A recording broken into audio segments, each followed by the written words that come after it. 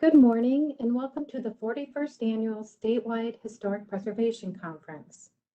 This session is on infrastructure improvement projects in Minnesota.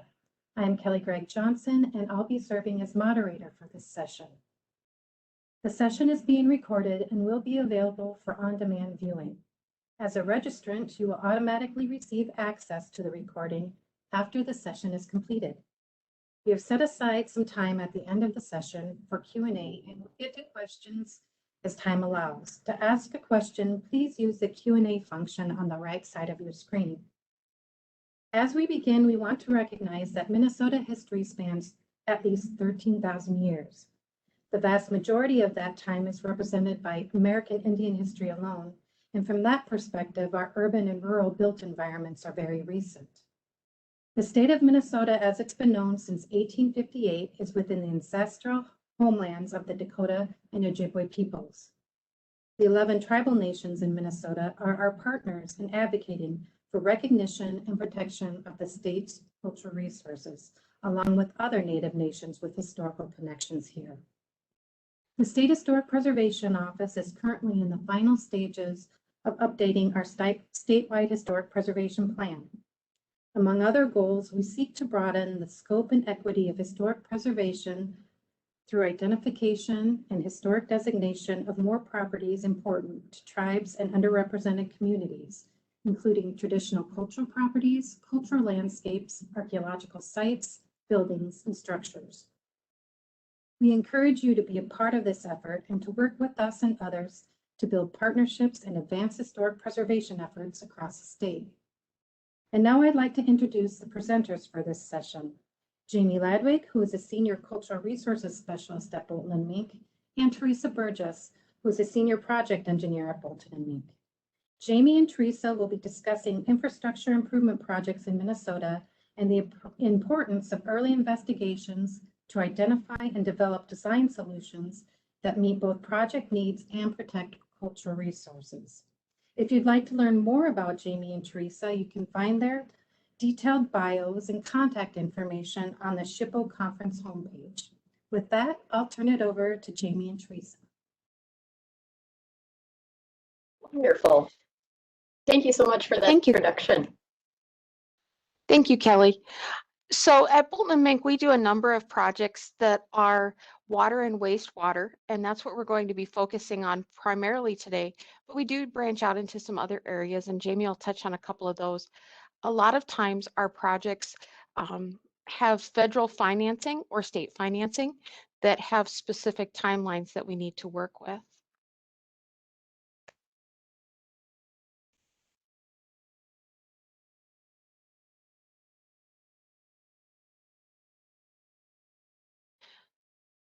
So Jammi and I are the primaries on our federal funding for the environmental review. I handle a lot of the species review, the more engineering side of the reviews, and Jammi is our cultural resources specialist. So of course she handles anything that gets into detailed review with archaeology, and she quite often will also coordinate directly with our sub-consultants when we need to do architectural review. Yeah, I'm also a part of the environmental planning group within Bolton and Menk. So as a group, we deal with multiple projects that have multiple components beyond just cultural resources. So we deal with natural resources, and we also assist with environmental documentation as needed for our clients. So Bolton and Menk believes it's very important that we are integrated into our communities that we're working with. And so our why, it's always important to have a why for when you're approaching projects. We live in the very communities that we're working in. And so because of that, we're driving the same roads, we're drinking the same water, and we are part of the community. We're not just coming in to visit and leave once the project is done. We're scattered across the United States. We are licensed in all 50 states, but our offices are centralized in the locations you can see on the map right here. We just recently expanded into North Carolina and South Carolina, but you can see that we're focused primarily in Minnesota and Iowa.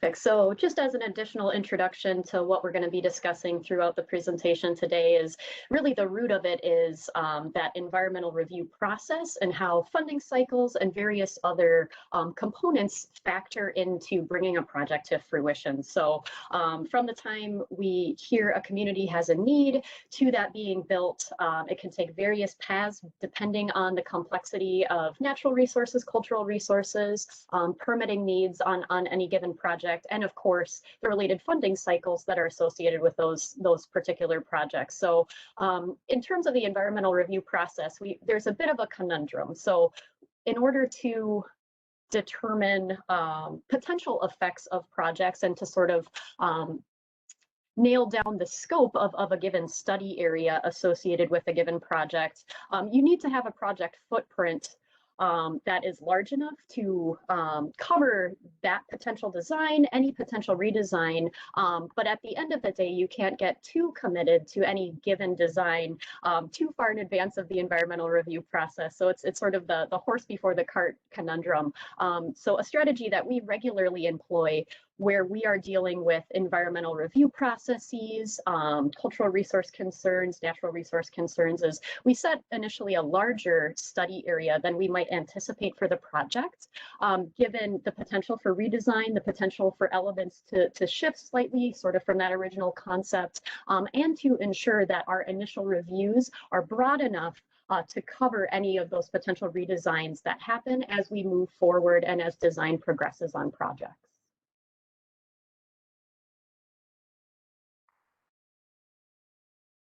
So one of the things that we run into on these projects is a lot of our projects receive federal funding. This is a graphic that tries to show how the PFA, or Public Facilities Authority, funding works. That funding is used for Clean Water Revolving Fund and Drinking Water Revolving Fund projects.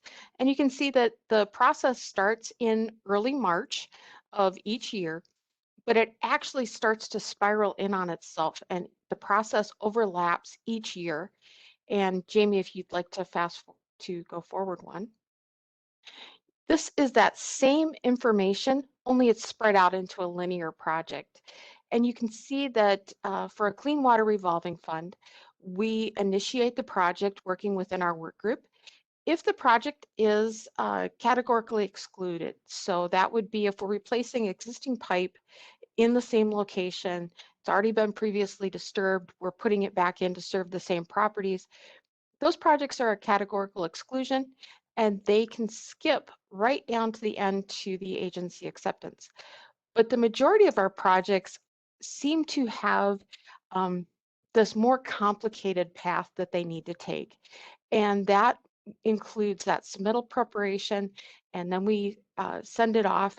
We initiate the initial Section 106 review by contacting SHPO and the tribal contacts. The way this process works, all of the federal requirements, all of the federal responsibilities are delegated to the property owner, which in this case is typically a city. We kick off that review, and then we need to, before we can move on to the next step in the environmental review, resolve all of the Section 106 issues. So that means that our archaeology and our historic structures need to complete their review before we can move on to species review and getting our public notices out. That can take quite some time, and that's why you see it swirling there as it goes through the process.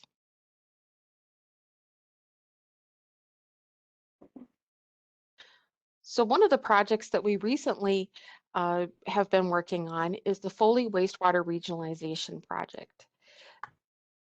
This project is approximately 16.3 miles. We are connecting the city of Foley to the city of St. Cloud. And by doing that, the city is able to discharge a higher quality wastewater stream. Their existing system is not able to treat to the same level that the St. Cloud system does. And it also reduces operation and maintenance costs for the city. Unfortunately, that means that we are laying force main in locations that have never been previously disturbed to any significant depth. Great. So as part of the environmental review process, a request for project review was submitted to the State Historic Preservation Office. And in their response, they recommended that a phase 1 archaeological survey be completed. So ahead of the survey, the cultural resource staff at Bolton and Menk reviewed prior projects that have disturbed the 16.3 mile proposed alignment for that sanitary sewer force main to determine where there was the potential for intact Holocene profiles and therefore potentially intact cultural resource deposits associated with the project. Based on that previous review and some roadway reconstruction that had recently been completed along the highway along which this project occurred, limited the scope to really a portion of a city park and along a former Great Northern Railroad corridor.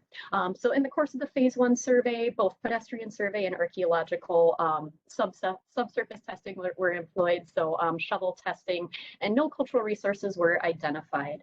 The SHPO letter was dated March 5th of 2021. The phase 1 survey was conducted in April of 2021, and the report was submitted to SHPO on April 29th of 2021, with SHPO concurrence gained by May 26th of 2021. So this project, in terms of the way that timelines worked out for this particular environmental review process, somewhat worked out ideally in that we had a pretty early thaw this year. We got that notification that the survey needed to be done, and luckily we got the concurrence required for the project in a timely fashion. But as we'll be discussing moving forward, that isn't always the case. So this sort of stood out as a somewhat idealized example in terms of the environmental review process and necessary concurrences. So one thing to note on this type of project, the Clean Water Revolving Fund, which this project is funded through, that program runs on the state fiscal year, which means that all projects need to be certified by the end of June of each year, or they have to wait for the next funding cycle and compete again for funding. That's quite common with these funding sources. So that's why it was so important that we get out into the field early in April and be able to get that concurrence, because after the SHPO occurrence in May, there was still a 30-day comment period that had to occur before June 30th. Unfortunately, because of redesign issues unrelated to the archaeology or any of the Section 106 process on this project did not manage to get certified by the end of June, but it will be later this fall once the new intended use plan is out and will be constructed hopefully next spring.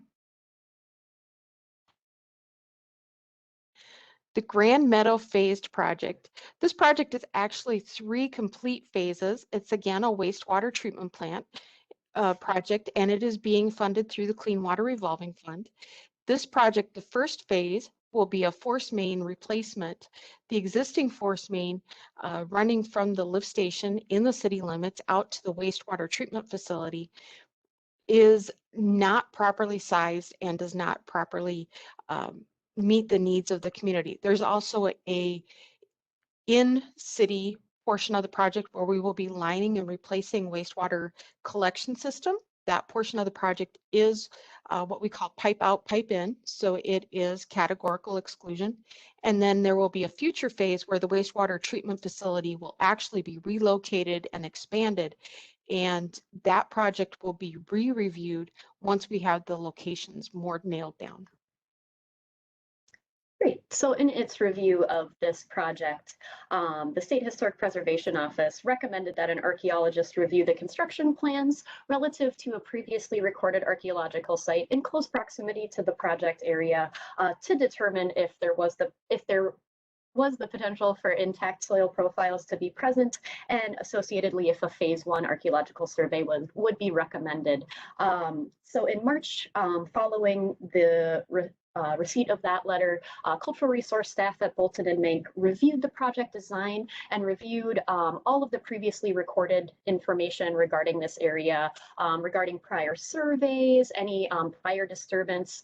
So there was a former railroad line that had subsequently been removed that the project largely follows. So the question was, are there intact or potentially intact features associated with that rail line? And is that rail line potentially eligible to the historic National Register of Historic Places? So in a review of applicable context guidance, all of the project details, as well as a thorough review of the previous recording of that archaeological site in the area, a Phase 1A literature review was prepared for the project. And based upon that review and some certain stipulations, there was the recommendation of no additional archaeological investigation for the project as proposed, given the very limited potential for there to be previously unidentified archaeological remains within the project footprint, with the stipulation of, given the construction method of directional boring, that both the entry and exit pits for that directional boring of that line will be constrained to the existing southern ditch, which had been previously disturbed to a minimum depth of 4 feet. And then SHPO concurrence was ultimately gained for this project on April 23rd, 2021. So as Teresa mentioned, this is a phased project, but this was perhaps the most sensitive in terms of cultural resources for this particular project. And we did complete the public notice period, and this project was certified in 2021. And so this phase will be proceeding as soon as the city is able to get it bid and awarded. The Easton Water Tower. This is also a phased project. This one is through the Drinking Water Revolving Fund, which, although it's a similar fund to the Clean Water Revolving Fund, is a little bit different in the process that we use for completing the project. In this process, we do the public notice at the same time that we're completing the Section 106 review.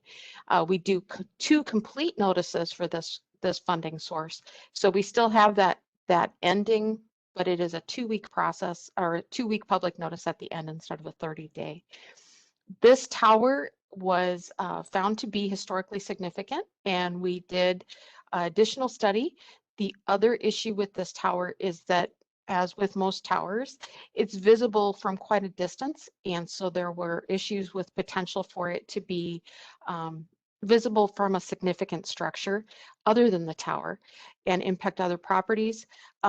The issue with the tower is that the city is regionalizing with the nearby city of Wells, and that again will allow it to reduce operation and maintenance cost and improves the quality of water they're able to provide to their residents.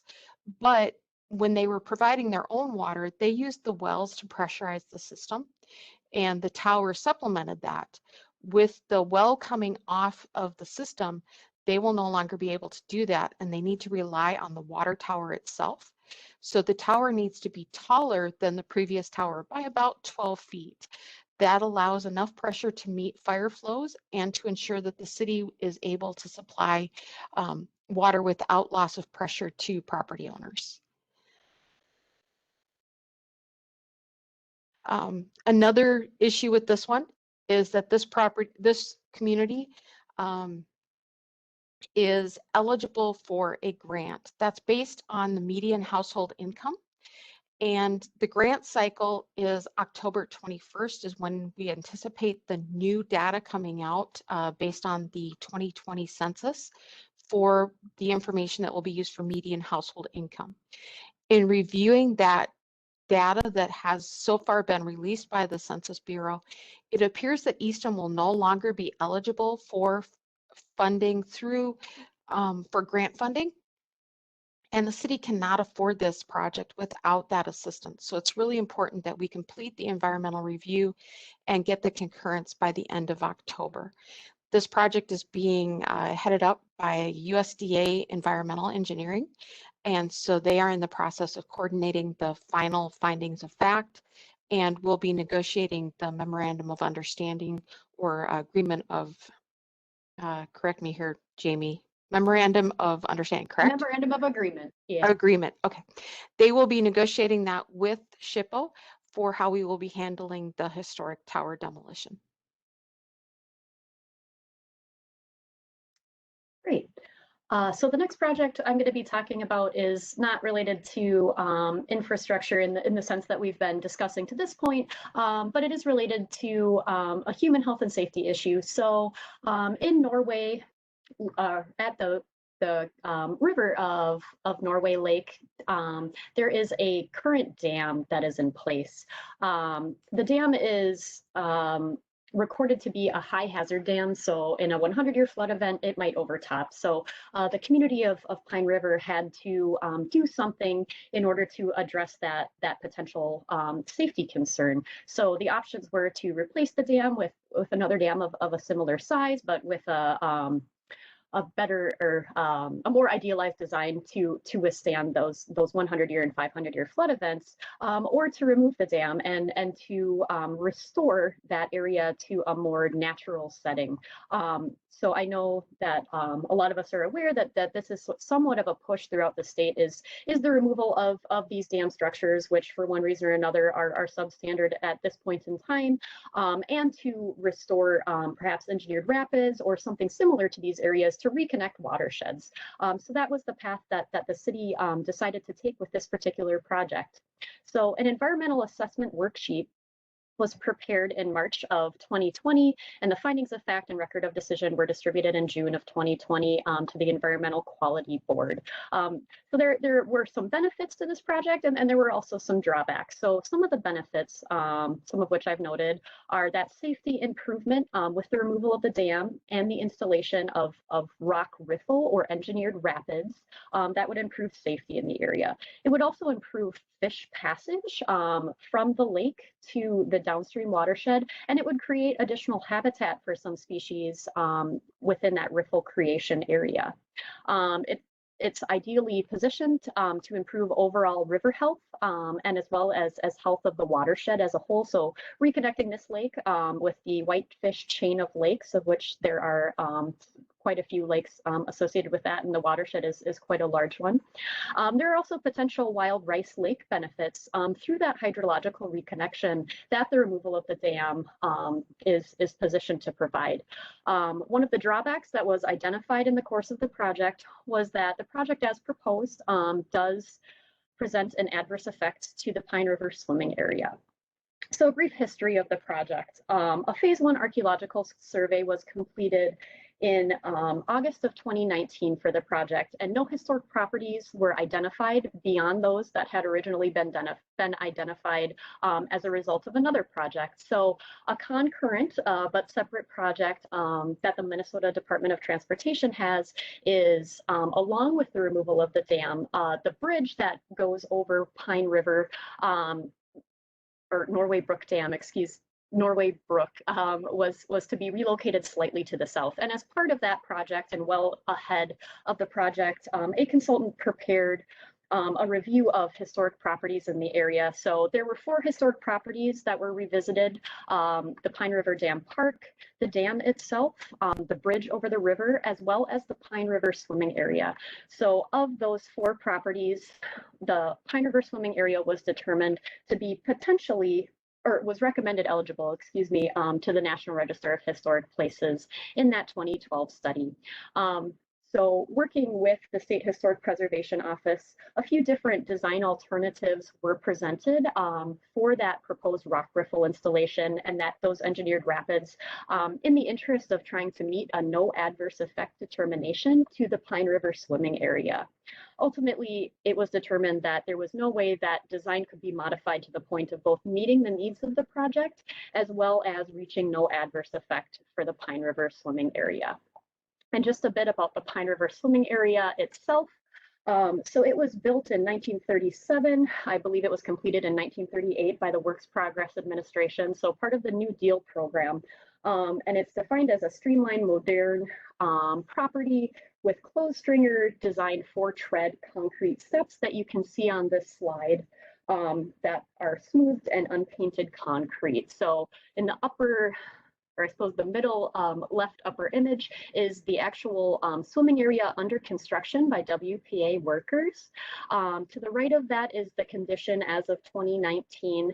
You can see that there's been a few modifications relative to the lower image that's recorded to be circa 1960s of the Pine River swimming area in use. So that diving platform is still extant, but the structure has been removed due to safety concerns through time. But the property as a whole still retained its historic integrity.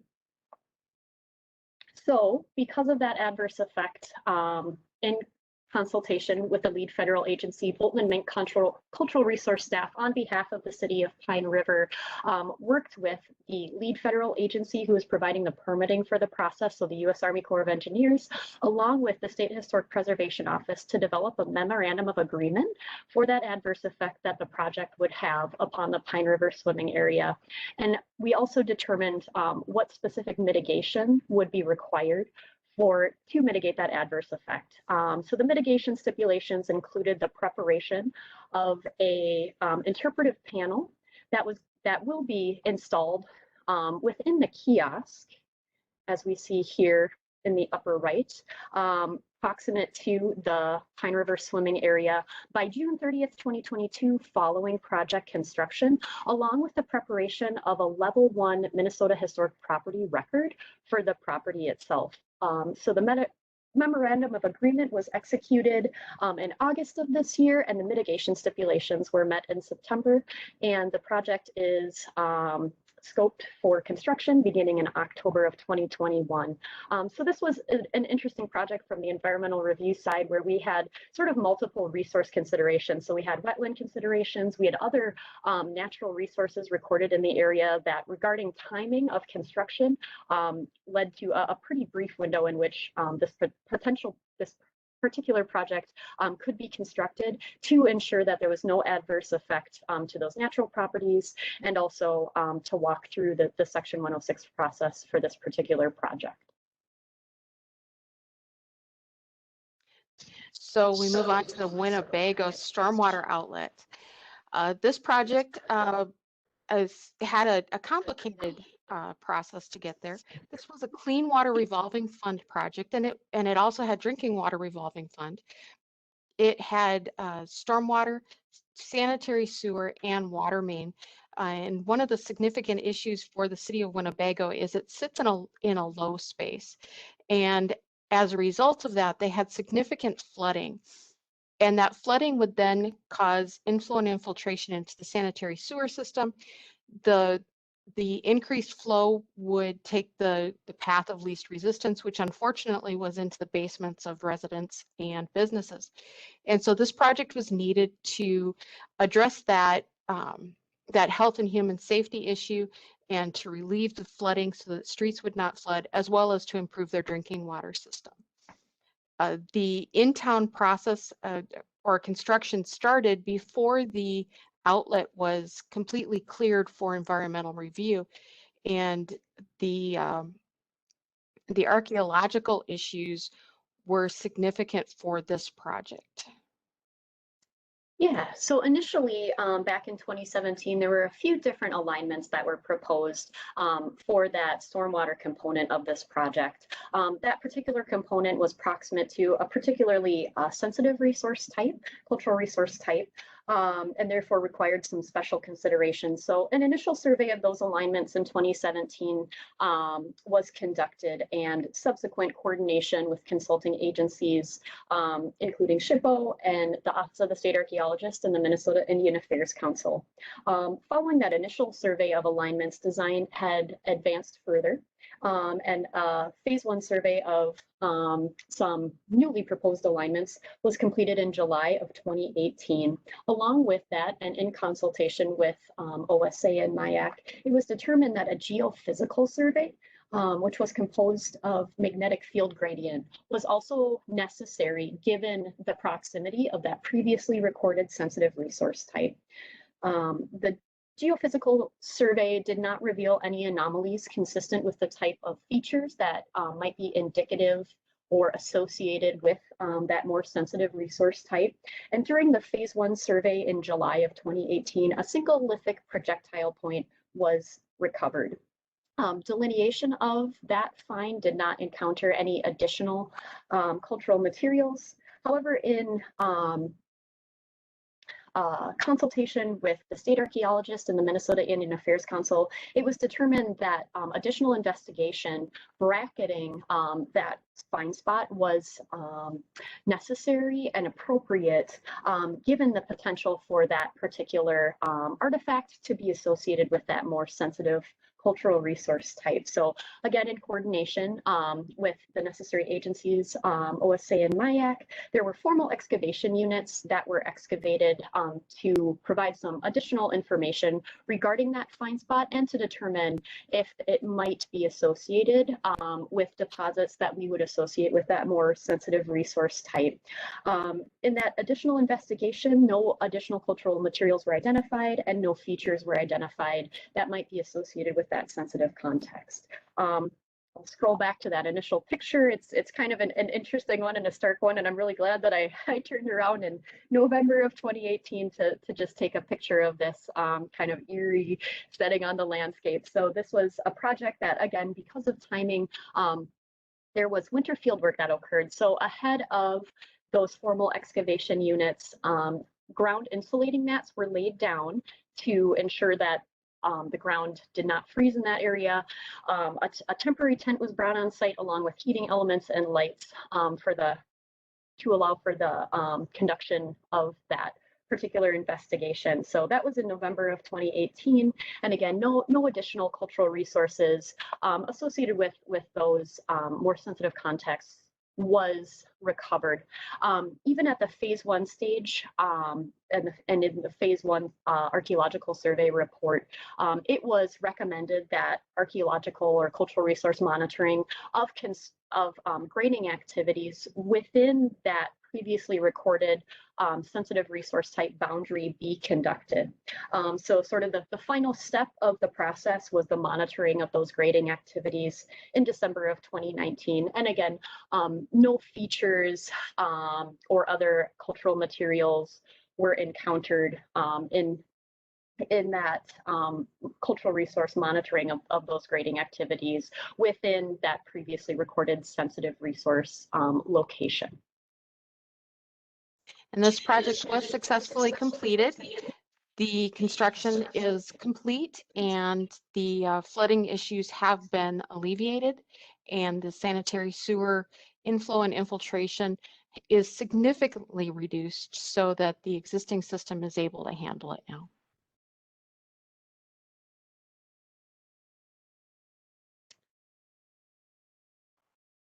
Great.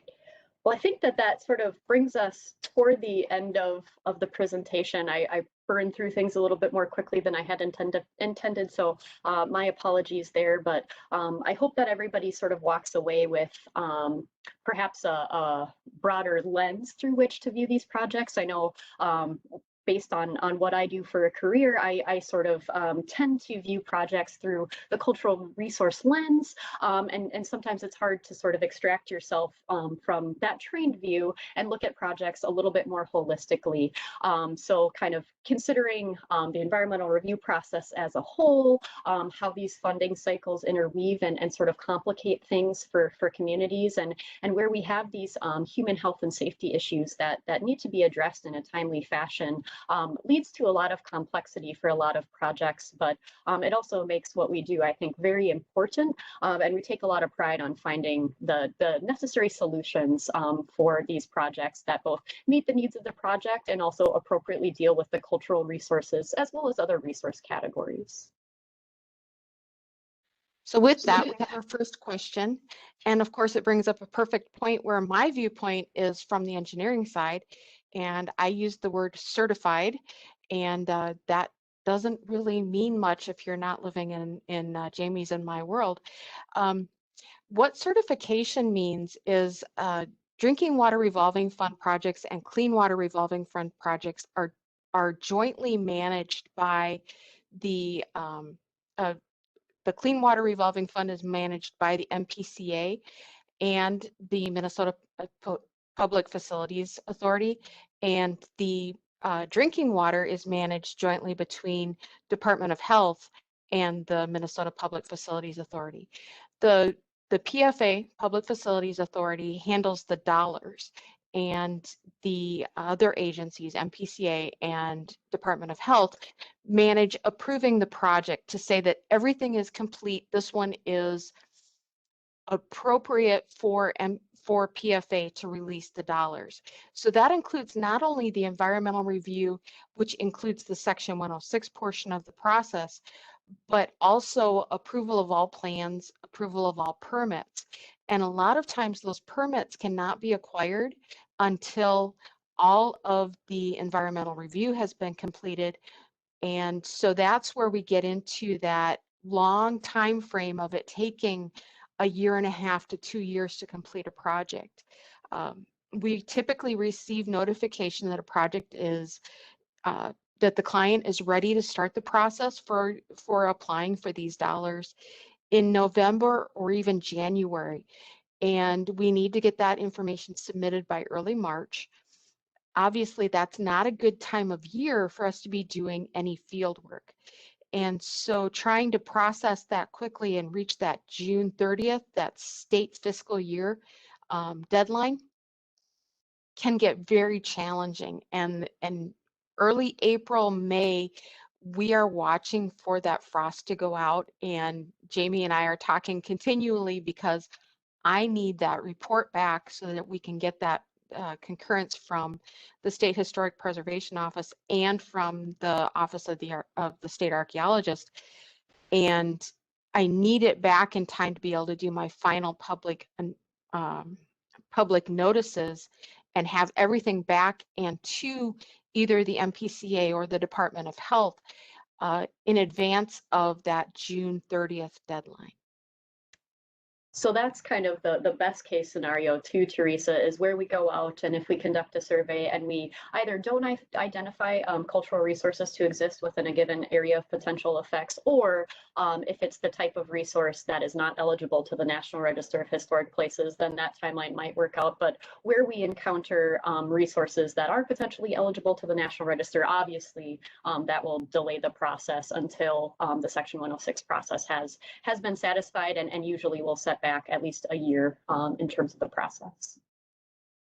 Right, and where we see the most significant issues is when we're extending pipe to an area that hasn't been previously served. So especially if we're moving through a roadway ditch, or we're putting the pipe in an active agricultural field, those areas obviously haven't been disturbed to a significant depth. And there are areas of the state that have quite significant cultural resources.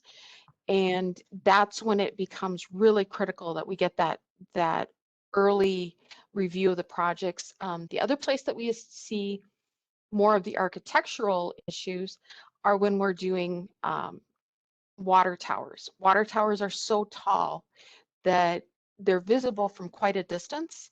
So just the construction of a new tower can be potentially impactful, but also a lot of the water towers that are being demolished were built prior to 1930s. And so those towers in and of themselves are probably historic, and so need to be properly reviewed to make sure that if there's an impact, that we're properly mitigating those to the best of our abilities. Yeah, and I'll just add to that, kind of complicating, I suppose, the water tower historic significance and integrity conversation is the fact that in Minnesota, we don't have a similar sort of framework to work within as some of the surrounding states. So there's that excellent context for South Dakota water towers that I know that multiple cultural resource professionals in Minnesota regularly refer to somewhat serve as a framework in which to evaluate Minnesota's.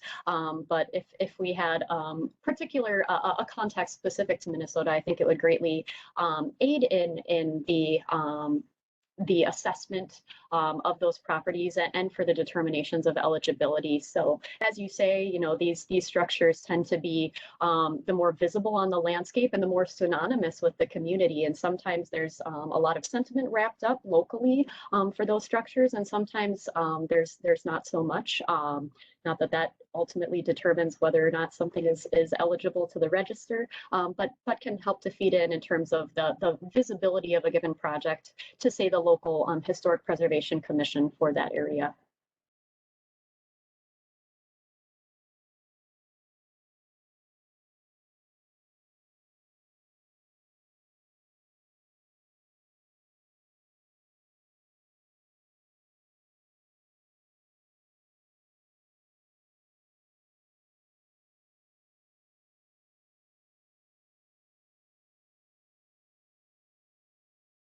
Are there any additional questions?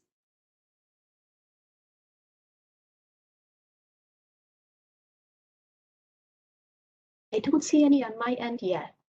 I don't see any additional ones on mine either.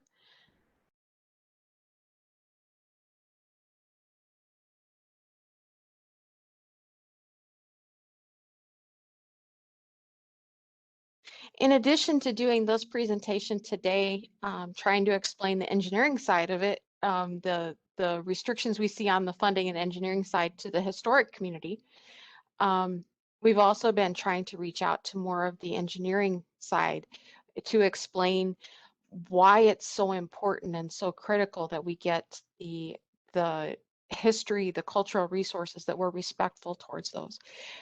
One of the things that has really come in the last 5 years is being more sensitive to those cultural resources and involving those reviews. That was something that that's been in the law for a long time, but it was maybe skimmed over a little bit. And so I think it's really developed a lot in the last 5 to 7 years, that we've seen much more involvement of local historic societies, involvement of the tribal authorities. We've had a much closer relationship with SHPO on reviewing these projects earlier. And we are starting to see those projects get identified much sooner, so that we can start through that process and looking at the potential historic impacts. And so to try and minimize some of those delays, a lot of times we are now approaching those projects during our initial scoping study. So before the water tower location has been selected, before the wastewater treatment expansion or design is designed, we're starting to reach out and ask, are there issues? Perhaps it makes sense for that new line, that new conveyance, to be in the south ditch instead of the north ditch. And that design consideration, there might be a great idea from an engineering standpoint, but there may also be a reason to stay in one ditch over the other ditch from a cultural resources standpoint. It's not unusual for just that moving across the road to have avoided a site. And so we do try to encourage our designers now to think about that and design their way around impact, avoid impact, instead of needing to mitigate whenever possible. Yeah, and I'll add to that, Teresa, too, that, in that additional reaching out, kind of as we continue to learn more and how to better serve the communities that are our clients, perhaps selecting multiple sites that for a multitude of reasons might be potential candidates, and submitting those to the environmental review process and do sort of that high-level screening to really nail down, which of these 5 locations is going to be the best for numerous reasons, not the least of which is that it will avoid impacts to cultural resources and other resource categories. And I think a larger piece of it too is, sort of we have that internal education piece, but a lot of our clients and the communities that we serve are also, learning a lot through us and hopefully being educated by us as we assist them through this process. And on future projects, then those communities are more cognizant of these resource categories and what might get pulled into the environmental review process through any given ties.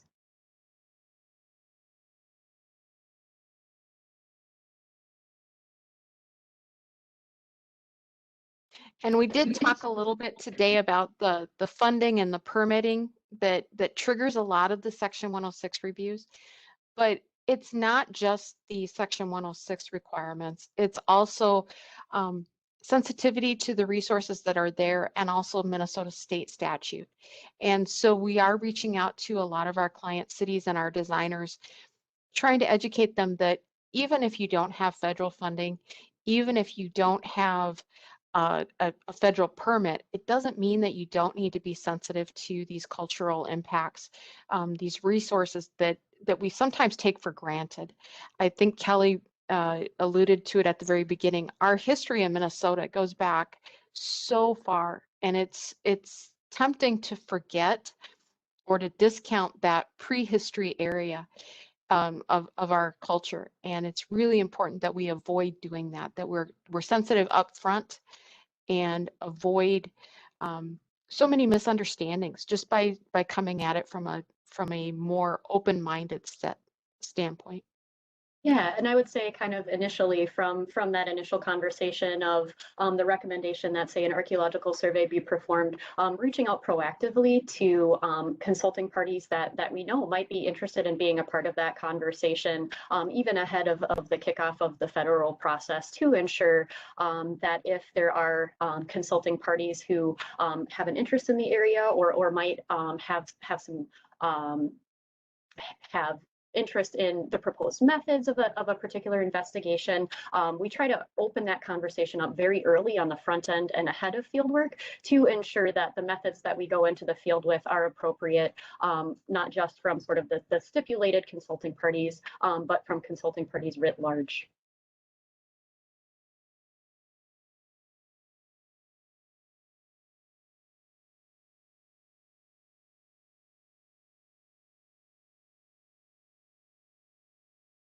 Thank you, Jamie and Teresa.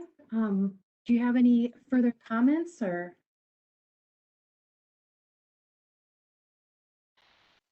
I think I'm good if there's no additional questions. I agree with Jamie. We both talk very fast, and I think we got through this material much faster than we anticipated. Well, thank you. It was very interesting and a great presentation. I'm not seeing any other questions either. So I'd like to thank everyone for joining us today. Thank you, Jamie and Teresa, for your excellent presentation, and everyone have a wonderful rest of your day. Thank you. Thank you, everyone.